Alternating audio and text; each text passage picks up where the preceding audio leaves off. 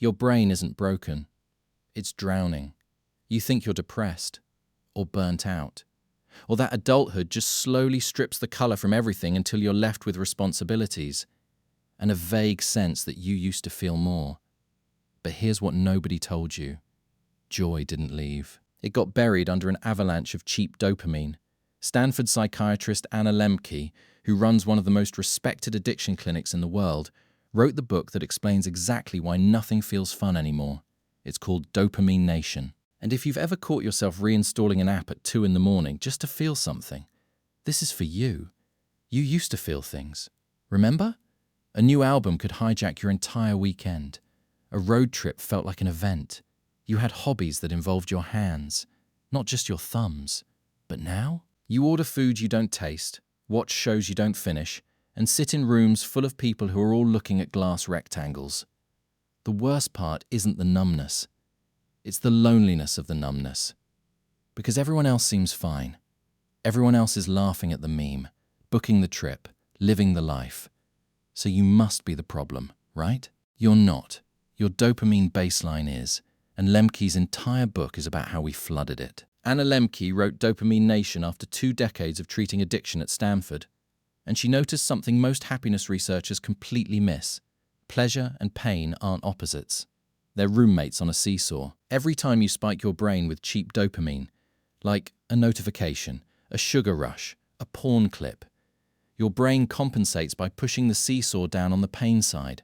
Lembke doesn't say this directly, but the real thesis is this. We've mistaken abundance for happiness. We thought more access to pleasure meant more joy.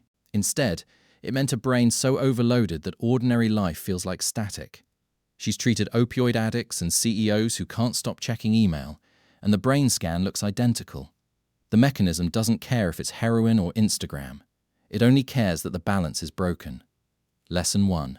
The seesaw doesn't care. Lembke explains that your brain maintains homeostasis. Push down on pleasure, pain rises to meet it. Most people think bad dopamine is the problem. It's not.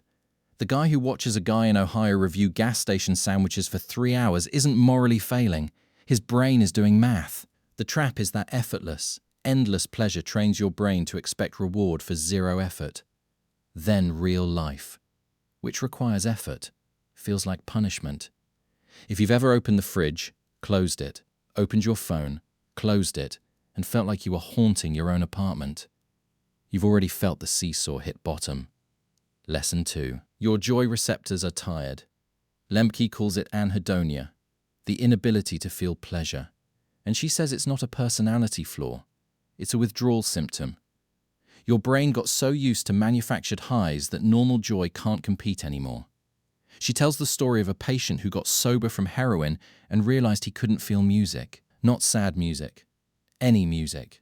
It was just sound. If that sounds extreme, ask yourself when you last felt genuinely excited about something that didn't arrive through a screen. Anhedonia isn't the absence of happiness.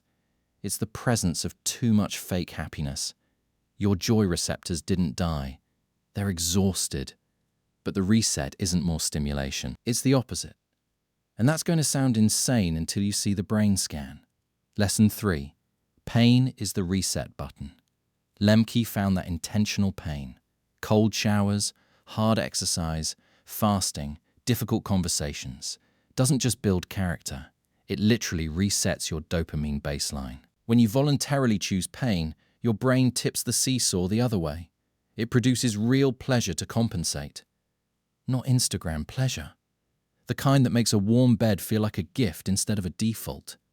The kind that makes you notice sunlight.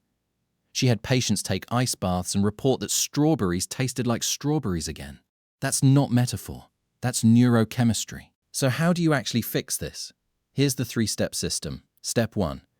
Make your life harder on purpose. Pick one thing that sucks and do it daily. A 2-minute cold shower. A walk without headphones. Reading a physical book instead of the summary. You're not punishing yourself. You're reminding your brain that effort precedes reward. Step 2. Remove your cheapest dopamine hit for 30 days. Not everything, just the one you reach for when you feel empty. The app you open without thinking. The snack you don't taste. The second screen while you eat.